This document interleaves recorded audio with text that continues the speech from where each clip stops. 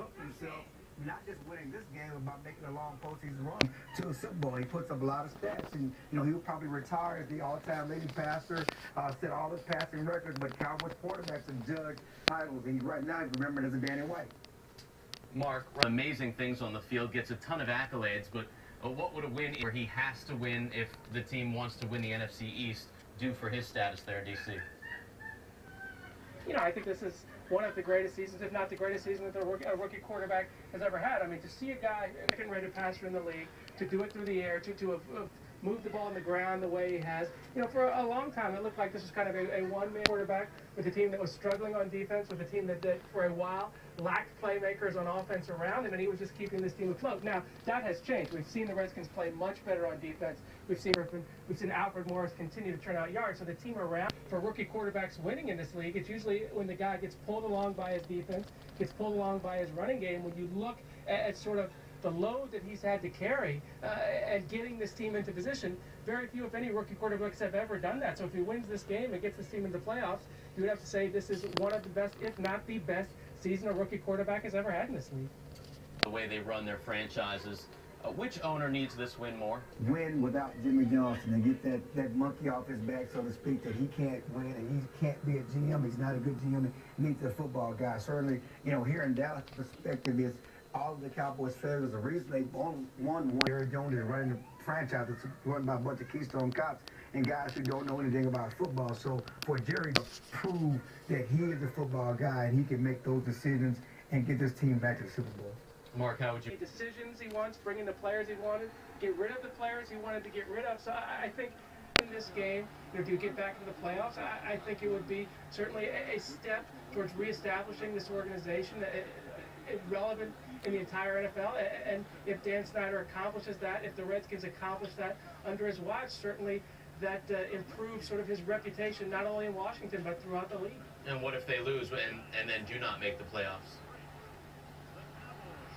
As I said, I still think that you get the feel that this team has sort of turned the corner. Remember, this was a team that was 3-6 more than halfway through the season. Looked like there was not the progress being made under Shannon that you would expect. Looked like there was really nowhere to go, and now this feels different. So even if they lose this game to the Cowboys, you still have a team that went 9-7 under a rookie quarterback. So I still feel like there's a measure of vindication for everyone. There's sort of a feel-good quality about this season when you look at the big picture, even if they don't win this game. But obviously, all those good feelings are heightened greatly if they do win this game and make the playoffs in Robert Griffin's first season.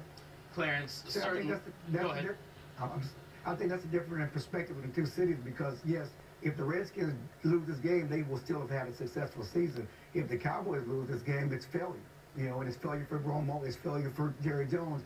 Even though they've had the tragedy, even though they, have a lot of the injuries, they're playing without 16, but really put themselves back in contention. But no one cares in Dallas. Either you get into the playoffs and you make a run, or you've had a failed season, and that's how the Cowboys look at it. It's how Jerry Jones and Tony Romo will be judged after this game. So the perspectives are different in Washington and Dallas. Washington's already had a successful season, especially because they have a rookie quarterback.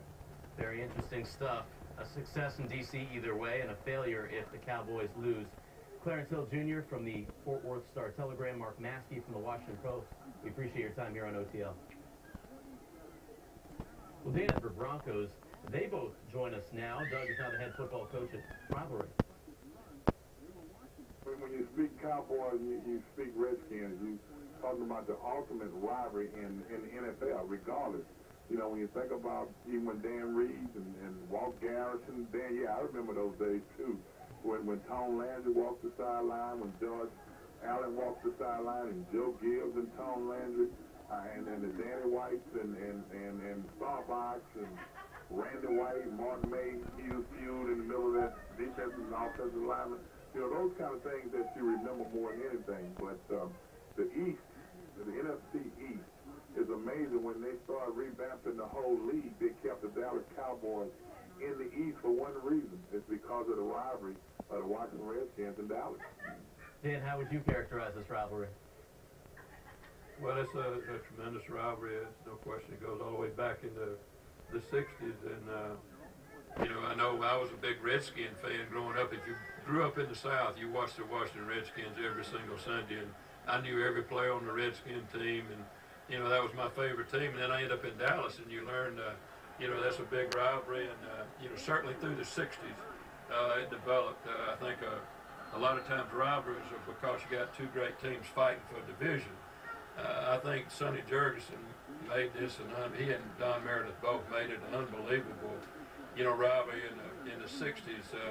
Some unbelievable football games. You never had a safe lead with either one of those quarterbacks, and so there were some great games in the 60s, and some came right down to the wire, and just some great memories of being a part of that tremendous rivalry. What's the biggest memory that stands out to you? Oh gosh, there's several of them.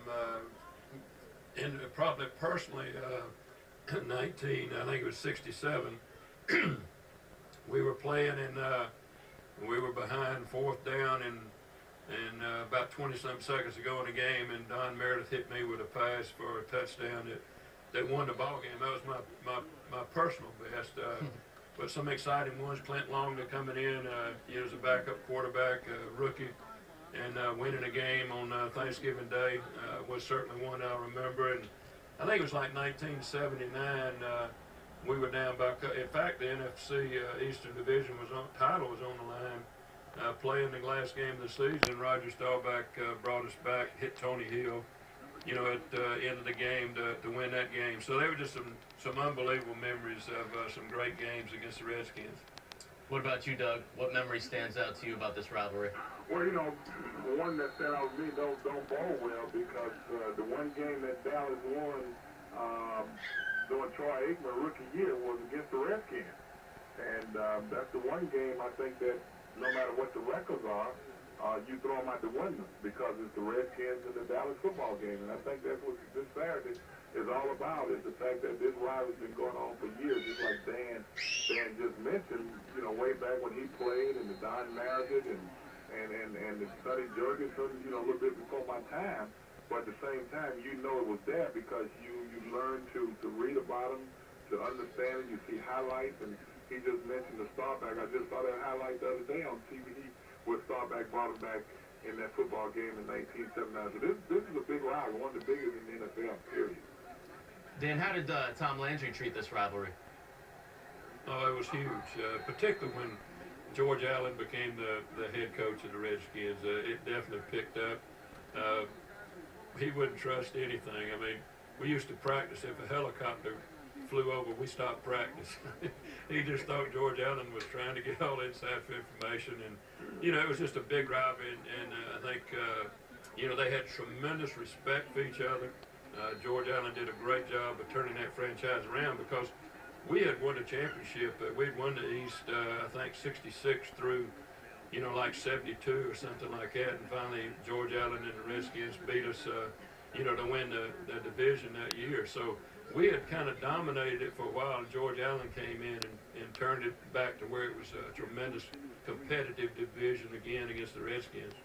Doug, what would Joe Gibbs say before a Cowboys game? Well, you know, Joe is one of them guys that, you know, he's not going to say anything derogatory about anybody, period. But he knows how to get you up and let you understand what was at stake, who you playing against, and what that rivalry was all about. Joe had words that would get you fired up. You realize that this was one of the biggest games in Redskin history. No matter how many games you had played before then, how many games you had left, it was always the biggest game in Redskin history. All right, both of y'all have been coaches or are currently coaching. If you got one game to win, who do you want as your quarterback, RG3 or Tony Romo? Dan, we'll start with you. Well, first of all, I think RG, being a rookie, has had a tremendous year. He put so much pressure on the defense, and Mike Shanahan, Kyle Shanahan have done a great job with Morris being a rookie. They've got a great running back, and the combination of those two makes it very difficult for teams to defense them. And you can control the football game a lot through the running game, and Griffin is just a great threat. But if Tony Romo wasn't with the Dallas Cowboys, in my opinion, Dallas would be a terrible football team. And he makes them competitive. They've had a lot of injuries this year that they've overcome. Both of those quarterbacks are capable of, you know, beating you. That's very political. Who do you want, though? I would take the young one. All right, Doug, you got 30 seconds to make your point. Yeah, I kind of feel like Dan, in a way, you know, I would love to see RG with the weapons that Tony Romo has. And like you say, Tony Romo, You know, we beat him up. Not we, but a lot of people beat him up. But Dallas wouldn't be where they are without him. But what RG3 has done, I think what he's done, he's raised the level of the Washington Redskins defense. He raised the level of the guys who perform on offense. And I think if